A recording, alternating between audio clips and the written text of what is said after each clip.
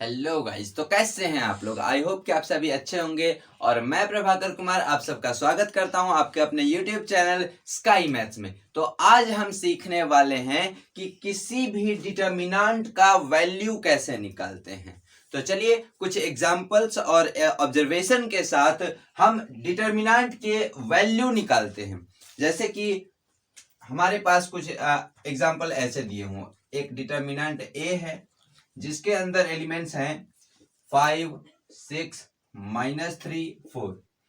तो आप देख रहे होंगे कि ये 2/2 डिटर्मिनेंट है। तो 2/2 डिटर्मिनेंट को निकालने के लिए क्या करते हैं, हम सबसे पहले इसको और इसको मल्टीप्लाई करके सब्ट्रैक्ट कर लेते हैं। लेकिन याद रखिए सबसे पहले आप अप टू डाउन जाएंगे, सबसे पहले ऊपर से नीचे की तरफ, तिरछा लेकिन ऊपर से नीचे की तरफ। तो क्या आया 5 इंटू 4 माइनस ये क्या आया 6 इंटू -3 तो अब इसका कैलकुलेशन करेंगे तो हो जाएगा 20 और minus minus plus minus minus plus और 6 इंटू 3 कितना हो गया 18 और ये अब कितना हो जाएगा 38।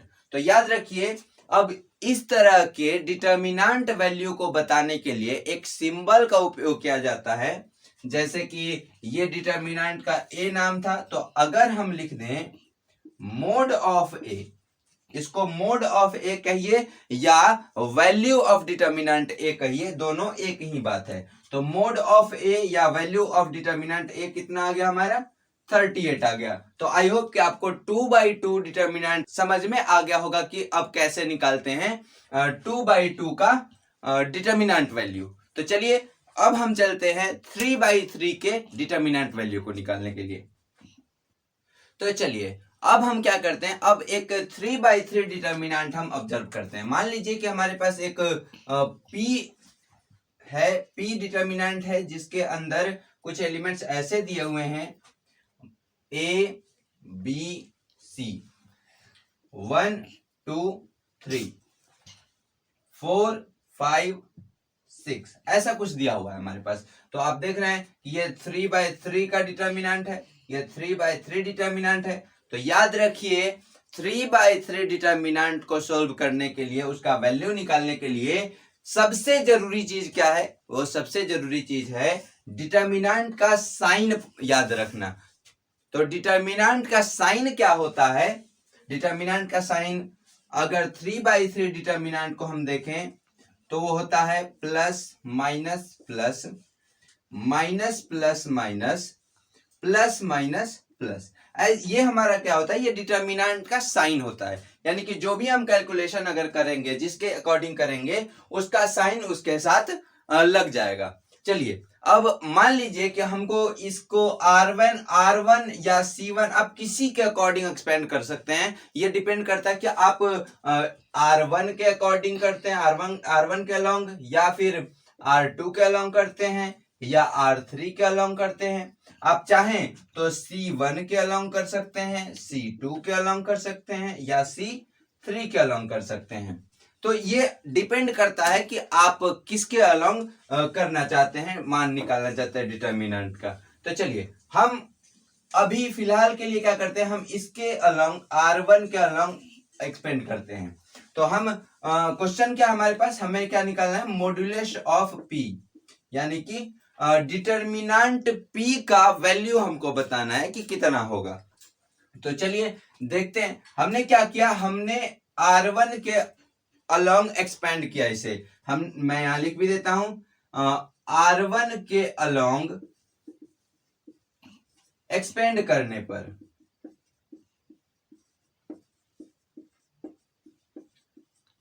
Expanding along R1। चलिए तो अब क्या हो जाएगा, तो अगर हम R1 के इस पहले एलिमेंट को देखें तो पहले एलिमेंट का साइन क्या है, साइन है प्लस। तो प्लस का आएगा A, प्लस का आ गया A। और अब हमने अभी थोड़ी देर पहले सीखा है कि 2/2 डिटर्मिनेंट को सोल्व कैसे करते हैं। तो अब आप कहेंगे कि भैया यहां पर तो 3/3 डिटर्मिनेंट है और आप 2/2 क्यों बोल रहे हैं।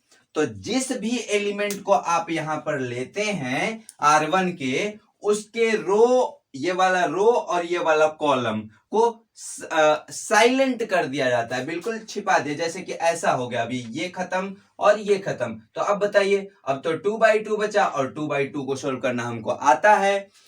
अप टू डाउन यानी कि ये क्या हो जाएगा 6 इंटू 2, ये क्या हो जाएगा 6 इंटू 2, ठीक है। और माइनस क्या हो जाएगा 5 इंटू 3, 5 इंटू 3। चलिए मैं यहां पर पूरा मल्टीप्लीकेशन का साइन दे देता हूं ताकि ये पॉइंट ना दिखे। चलिए, और अब इसके साथ क्योंकि R1 का लॉन्ग कर रहे हैं तो हमें तीनों ही एलिमेंट को करना पड़ेगा। तो अब अगर हम इसके दूसरे एलिमेंट को लें तो दूसरा एलिमेंट क्या है, दूसरे एलिमेंट का साइन यहां पर क्या दिख रहा है हमें माइनस साइन दिख रहा है। तो इस माइनस साइन को इसके साथ लगाना पड़ेगा, यानी कब आएगा आगे माइनस का भी। अब माइनस क्यों आया है, क्योंकि ये डिटर्मिनेंट का साइन है, ये नहीं बदलेगा। मेरे अकॉर्डिंग या आपके अकॉर्डिंग या किसी और के अकॉर्डिंग ये नहीं बदलने वाला है। ये माइनस है तो माइनस है और लगेगा। चलिए, अब माइनस बी आ गया तो इसका रो और इसका ये कॉलम साइलेंट कर दिया जाएगा, और साइलेंट होगा तो अब क्या बचा, ये दो और ये दो। तो हमें क्या पता है 2/2 डिटर्मिनेंट को सोल्व करके, अप टू डाउन यानी कि 1 इंटू 6, ये हो जाएगा 1 इंटू 6, ठीक है। और माइनस ये 4 इंटू 3, 4 इंटू 3, ठीक है। और अब अगर हम इसके तीसरे एलिमेंट को लें, R1 के तीसरे एलिमेंट को, तो इसका हमें साइन क्या मिलने वाला है, प्लस साइन मिलने वाला है। तो प्लस साइन देंगे और एलिमेंट क्या है, C है। और इसके साथ क्या होगा, इसके कॉलम और इसके रो को अगर साइलेंट कर देंगे तो बचेगा क्या 1 इंटू 5, 1 इंटू 5 माइनस, अब क्या बचा 4 इंटू 2, 4 इंटू 2। और इसे अगर हम इसका सॉल्यूशन कर दें तो ये हमारा कुछ ऐसा आएगा, a कितना हो गया ये 6 टाइम 2 12, 12 माइनस 15, माइनस का 3a हो जाएगा, माइनस 3a, ठीक है। फिर ये माइनस है, माइनस b, माइनस का b है, और ये कितना हो जाएगा 6, 4 टाइम्स 3 12, 12 माइनस 6 तो माइनस 6, तो माइनस 6 हुआ। इसे सोल्व करने पर कितना आया माइनस 6, और minus 6 into minus b, minus minus plus 6b, ठीक है। उसके बाद यहां पर जरा देखिए 5 इंटू 1 5, और 4 टाइम्स 2 8, माइनस 8 प्लस 5, इसको सोल्व करेंगे तो माइनस 3 आएगा, और माइनस प्लस माइनस और 3c। तो हमारा डिटर्मिनेंट p का जो वैल्यू आया, मॉड्यूलस p कितना आया, वो आया 6b minus 3a minus 3c। आप चाहें तो इससे 3 कॉमन ले सकते हैं, तो अब डिटर्मिनेंट ऑफ p क्या हो जाएगा, वो कुछ ऐसा हो जाएगा 3 of 2b minus 2a minus a minus c। तो ये हमारा हो गया 3/3 डिटर्मिनेंट को सोल्व करने का आसान सा तरीका। तो आई होप कि आपको अब कोई परेशानी नहीं होगी किसी भी डिटर्मिनेंट का वैल्यू निकालने के लिए। तो चलिए क्यों ना एक और क्वेश्चन प्रैक्टिस कर लिया जाए। तो हम एक अगला एग्जांपल देखते हैं। अब हम एक अगला डिटर्मिनेंट ऑब्जर्व करते हैं। मान लीजिए कि इस बार हमारे पास एक ए डिटर्मिनेंट है जिसके अंदर के एलिमेंट्स कुछ ऐसे हैं, -2 5 6 1 -3 7 2 2 0, ऐसा कुछ हमारे पास एक डिटर्मिनेंट है। आप देख रहे हैं ये भी 3/3 डिटर्मिनेंट है। आप चाहे तो लिखें चाहे तो नहीं लिखें, डिपेंडेड ऑन यू। चलिए, तो अब हमें क्या पता है कि ये 3/3 अगर डिटर्मिनेंट है तो इसमें डिटर्मिनेंट का जो साइन होता है plus minus plus, minus plus minus, plus minus plus, ये काफी बड़ा रोल प्ले करने वाला है इसके अंदर। तो चलिए देखते हैं कि इसे कैसे सोल्व करते हैं। तो अगर आपने अभी समझ लिया है कि कैसे सोल्व करना है तो वीडियो को पॉज करें और खुद से ट्राई करें। और अगर आपका सही से बन जाता, आप समझ गए हैं, तो कमेंट में आंसर जरूर बताएं। तो चलिए अब हम इसे सोल्व करते हैं। तो हमें क्या पता है अगर हम चलिए इस बार हम क्या करते हैं, इस बार C1 के अलोंग हम एक्सपेंड करते हैं, इसे C1 के अलोंग एक्सपेंड करते हैं। हम लिखते हैं इधर एक्सपेंडिंग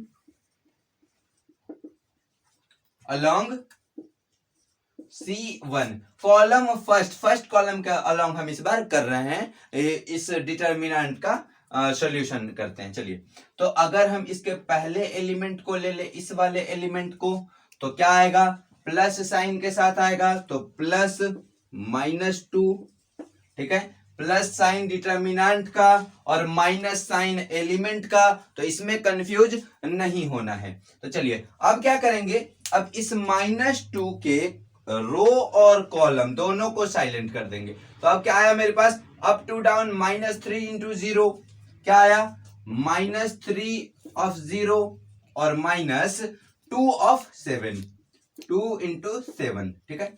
और अब अगर हम इसके दूसरे एलिमेंट को लें, तो दूसरा एलिमेंट का हमें साइन क्या मिलने वाला है, वो मिलने वाला है माइनस साइन, और माइनस साइन मिलेगा तो माइनस डिटर्मिनेंट का साइन और +1, ठीक है। और अब इसके अगर कॉलम और रो को हम साइलेंट कर दें, ये वाला साइलेंट कर दें, तो मेरे पास क्या बचेगा, 5 इंटू 0 माइनस 2 इंटू 6, 2 इंटू 6, ठीक है। और अब तीसरा एलिमेंट अगर हम देखें, ये वाला तीसरा एलिमेंट, तो तीसरा एलिमेंट क्या होगा, तीसरा एलिमेंट 2, लेकिन इस 2 के लिए डिटर्मिनेंट कौन सा साइन देने वाला है, प्लस का साइन देने वाला है, तो +2।